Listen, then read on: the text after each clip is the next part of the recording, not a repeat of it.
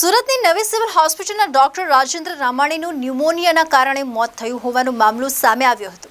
નવી civil hospital કેમ્પસમાં આવેલી સરકારી મેડિકલ કોલેજના પ્રથમ વર્ષમાં અભ્યાસ કરતા હતા।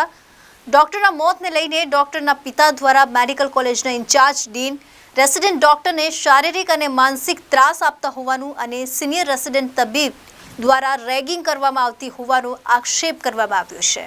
ડોક્ટર રાજેન્દ્ર રામાણી તેમના પરિવાર સાથે નાના વરાછા વિસ્તારમાં લક્ષ્મીબા રો હાઉસમાં રહેતા હતા અને સર્જરી વિભાગમાં પ્રથમ વર્ષમાં રેસિડેન્ટ તબીબ તરીકે અભ્યાસ કરી રહ્યા હતા।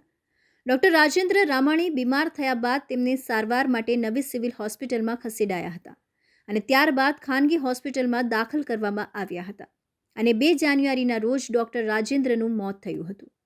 ડોક્ટરના મોતને લઈને પરિવારના સભ્યો આઘાતમાં સરી પડ્યા હતા।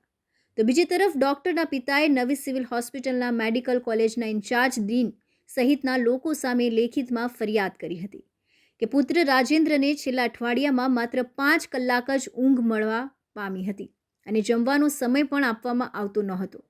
સિનિયર રેસિડેન્ટ તબિયત અને સિનિયર ડોક્ટરો રાજેન્દ્રને એવું કહેતા હતા કે તારે કામ નથી કરવું એટલે તું બીમારીનું નાટક કરે છે અને સિનિયર વિદ્યાર્થીઓ પોતાનું કામ જે વધારે મહેનતવાળું હોય તે જુનિયર વિદ્યાર્થી પાસે કરાવતા હતા। ડોક્ટર રાજેન્દ્રને પણ માનસિક ત્રાસ આપી રેગિંગ કરીને હેરાન પરેશાન કરતા હતા। તો બીજી તરફ આ મામલે નવી સિવિલ હોસ્પિટલમાં એક તપાસ સમિતિની રચના કરાશે અને તપાસ સમિતિ દ્વારા રિપોર્ટ 10 દિવસમાં રજૂ કરવામાં આવશે અને જેમાં કસૂરવાર લોકો સામે કાયદેસરના પગલાં પણ ભરવામાં આવશે। તો ડોક્ટર રાજેન્દ્રને ન્યાય મળે તે માટે પરિવારના સભ્યો માંગણી કરી રહ્યા છે। Arvind Rathod, ABC news Gujarat, Surat.